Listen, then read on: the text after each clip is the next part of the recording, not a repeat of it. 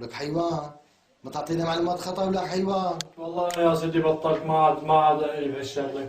ولك ليش تاخذ مصاري لك المغولي؟ والله يا سيدي هيك غلطة وأنا ما أدري بوقف هذا أهل حارتي.